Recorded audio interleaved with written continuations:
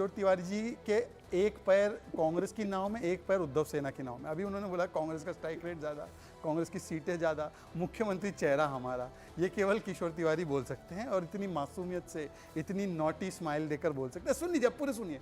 अब दूसरी बात, 30 second 30 second 30 second 30 second 30 second, only 30 second Kishore ji, 30 second 30 second 30 second 30 second 30 second गिनिए गिनिए 30 सेकंड गिनिए। मैं आपको टाइम दूंगा, 30 मैं सेकंड टाइम दूंगा, मैं टाइम दूंगा। जवाब हाँ, पूरा जवाब देना, जवाब पूरा जवाब देना। अब 30 सेकंड। अभी किशोर जी ने बोला गद्दारी। पता है गद्दारी क्या होती है? मैं तो महाराष्ट्र से पला बड़ा हूँ। ये तस्वीर में अबू आजमी मातोश्री में बाबा साहेब ठाकरे जी के तस्वीर के सामने उद्धव जी से फूल ले रहा है। ये पता है कौन है अबू आजमी? अबू आजमी वो है जिसने बाबा साहेब ठाकरे को ओल्ड एंड सीनाइल ये बोला था और उसने याकूब मेमन की पैरवी की थी। ये गद्दारी है बाबा साहेब के साथ। गद्दारी ये है कि सावरकर जी का नाम लेने वाले सावरकर जी को गाली देने वालों के साथ बैठे हैं। गद्दारी ये है जो बोलते थे बाबरी को लात मार के गिराई, अब वो उनके साथ बैठे जो बाबरी को बनाने की बात करते हैं और राम मंदिर प्राण प्रतिष्ठा को नाच गाना बोलते हैं। किशोर तिवारी जी, उम्र में मैं आपसे बहुत छोटा हूं, पर गद्दारी कौन कर रहा है आपको भी पता है। उद्धव जी ओके किशोर कर रहे हैं। किशोर तिवारी नहीं, एक बात मैं बोलता हूँ, हम मोदी और हैं? डिस्कनेक्ट कर दिया। क्या तिवारी जी, कहाँ है आपका नेटवर्क? आ गया आ गया है। हाँ आ गया, हाँ आ गया। अरे ये क्या आ गया? हाँ आ गया। हाँ, तुम मुझे नेटवर्क के बाहर ही कर देती हो मैं जब मैं करारा जवाब। अरे गजब कर रहे हैं आप। मैं कहाँ आपको नेटवर्क से बाहर कर रही हूँ, वो तो जनता आपको और वो जनता आपका सिग्नल नहीं पकड़ पा रही है। किशोर जी आप क्या बोल रहे हैं बताइए जरा। अरे मैं जवाब दे क्या यार, आप इतना इम्पोर्टेंट मामला चल रहा है और आज आप कॉमेडी के मूड में बोलिए।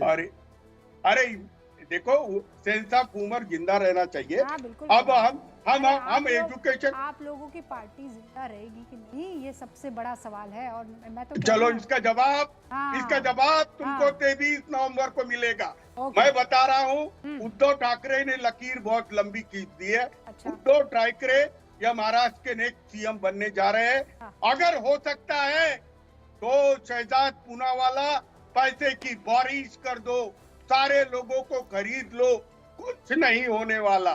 उद्धव ठाकरे ये चुन के आएंगे, ये पत्थर की लकीर है। और हमारा कोई कांग्रेस से नया प्रेम है, हम तो बीजेपी से 30 साल से प्रेम करते आए, तो इतना जल्दी नहीं है। अगर हमारे उद्धव ठाकरे को कोई डालेगा, किशोर जी नई प्रेमिका के लिए पुराने प्रेम को भूल गए। नई प्रेमिका के लिए पुराने प्रेम और पुराने प्रेम के जो उसूल थे उसको भूल गए। भाई आप हमसे मत प्रेम कीजिए, आप हिंदुत्व से प्रेम कीजिए, आप सावरकर जी से प्रेम कीजिए। ये शहजाद पूनावाला आपको दाना डालने की कोशिश कर रहे हैं तिवारी जी, पर मुझे नहीं पता है कि दाने से क्या हुआ। शिवसेना हमारे साथ ही है ऑलरेडी। अच्छा, मामला तो यहाँ आ गया है ना, हमारे साथ शिवसेना ऑलरेडी है। ये कौन है? ऐसा है कि अब आप ढूंढते रह जाइए कौन कहाँ कैसे। वो जो शिंदे गुट की शिवसेना है वो असली है, वो हमारे साथ ही है। जो असली कह रहे हैं वो उनके भी प्रवक्ता हमारे पास यहाँ पर मौजूद हैं। सुशील जी जरा ये बताइए कि उद्धव ठाकरे की विचारधारा मजबूत वाली कि आपकी विचारधारा, असल विचारधारा किसकी है? वो ये कह रहे हैं कि वक्त वक्त पर हमें ध्यान रखना पड़ता है। अरे सुशील जी तो अभी कांग्रेस से आए, 6 महीना हो गया कांग्रेस से आके।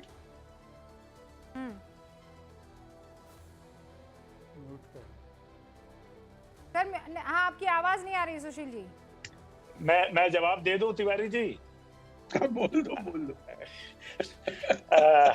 रूबिका जी, तिवारी जी वरिष्ठ प्रवक्ता हैं, लेकिन उन्होंने जो शब्द यूज किया गद्दार, तिवारी जी गद्दार शब्द का आप टेक्निकल अर्थ जानते हैं। शहजाद भाई ने एक अर्थ तो बता दिया अबू आजमी जी के संदर्भ में, दूसरा मैं बता दूं। आप विनम्रता से पूछना चाहता हूं कि जिन नेता का नाम आप ले रहे हैं माननीय उद्धव ठाकरे जी, 2019 में महाराष्ट्र विधानसभा को चुनाव उन्होंने किसके साथ लड़ा, किसका फोटो लगा के लड़ा, और क्या उन्होंने आदरणीय नरेंद्र मोदी जी के फोटो के साथ वोट नहीं मांगा?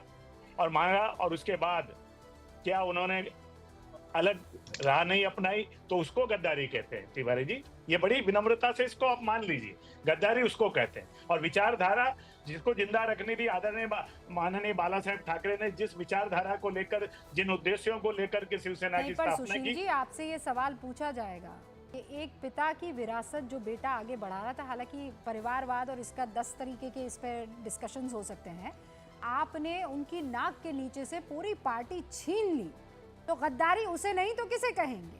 ये एक सवाल आपसे पूछा जाएगा और महाराष्ट्र की जनता भी आपसे पूछेगी, उसका जवाब आपको देना होगा। उससे पहले मैं बता दूं, बीजेपी के पूर्व प्रदेश अध्यक्ष हमारे साथ राज्यसभा सांसद दीपक प्रकाश जुड़ चुके हैं। जरा उनका रुख करते हैं। झारखंड की राजनीति भी बड़ी इंटरेस्टिंग मोड़ पर इस वक्त नजर आ रही है। दीपक जी, कितने कॉन्फिडेंट?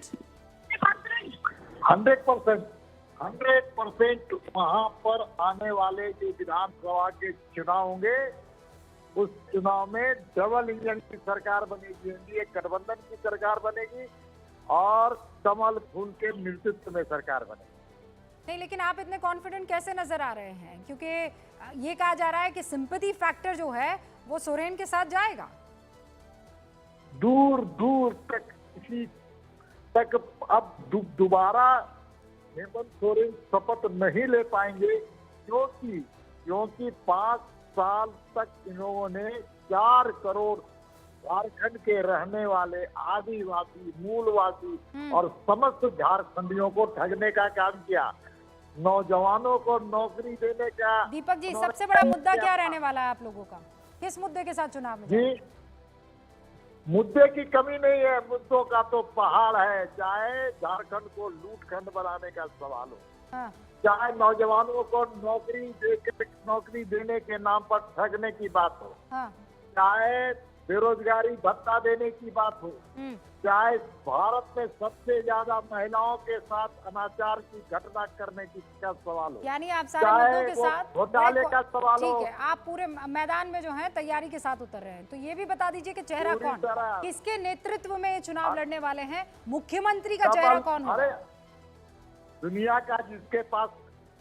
का सर्वाधिक लोकप्रिय नेता और भारत के यशस्वी प्रधानमंत्री नरेंद्र मोदी जी जिनके नेतृत्व करता है, उनके आशीर्वचन से, उनके प्रेरणा से और उनके कारण से झारखंड हमको पता था ये आपके लिए सबसे आसान चीज है, आप ये बात बोल देंगे। ना दीपक जी, ये बताइए सीएम की कुर्सी पर कौन विराजेगा? भारतीय जनता पार्टी का कोई कार्यकर्ता ही विराजेगा, कोई कार्यकर्ता ही विराजेगा। दीपक जी, बहुत बहुत शुक्रिया हमसे बातचीत करने के लिए, बहुत बहुत शुक्रिया। और जेएमएम के भी हमारे साथ तनुज खत्री जी भी जुड़े हुए हैं। तनुज जी, माफी चाहती हूँ, आपके पास नहीं है। देखिए, महाराष्ट्र से झारखंड आते आते वक्त लग गया, लेकिन अब चूंकि आ ही गए हैं तो रुक जाते हैं। खत्री साहब, सुना आपने दीपक जी क्या कह रहे हैं?